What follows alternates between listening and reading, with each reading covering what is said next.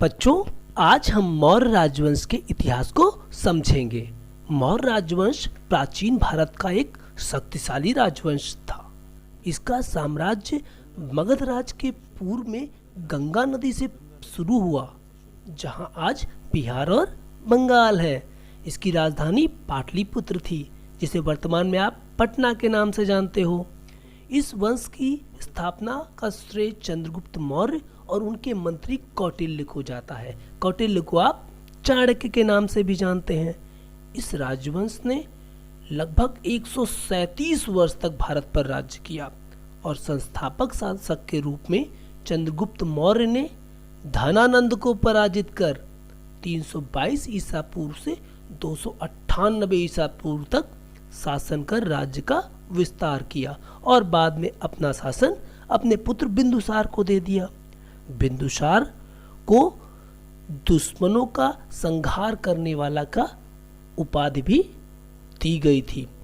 दक्षिण में राज्य का विस्तार करते हुए बिंदुसार ने 298 ईसा पूर्व से 273 ईसा पूर्व के मध्य शासन किया और उसके बाद अपनी सत्ता अपने पुत्र अशोक को दे दी। अशोक मौर्य वंश का सबसे प्रतापी राजा बना और उसे सम्राट की उपाधि दी गई। अशोक बौद्ध धर्म को मानने वाला था, इसलिए उस धर्म के प्रचार प्रसार के लिए उसने कई सारे शिलालेख, स्तूप, स्तंभ लगवाए, जिन पर शांति के संदेश गुदवाए। एक महान शासक के रूप में अशोक ने 273 ईसा पूर्व से 236 ईसा पूर्व तक शासन किया। मगर बेटा, अशोक के बाद इस वंश में कई सारे शासक आए, मगर वो इतने योग्य नहीं थे जो साम्राज्य को बढ़ा सकें।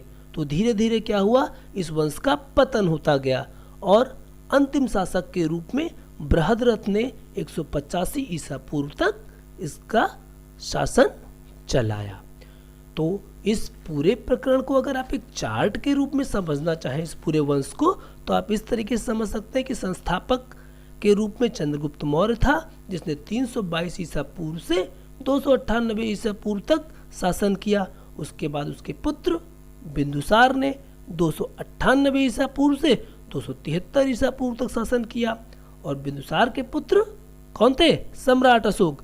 सम्राट अशोक ने 273 ईसा पूर्व से 236 ईसा पूर्व तक शासन किया। उसके बाद कई सारे शासक आए और अंतिम शासक बृहद्रथ ने 185 ईसा पूर्व तक राज्य किया। तो मैं उम्मीद करता हूं कि आज का प्रकरण आपको समझ में आया होगा। Thank you.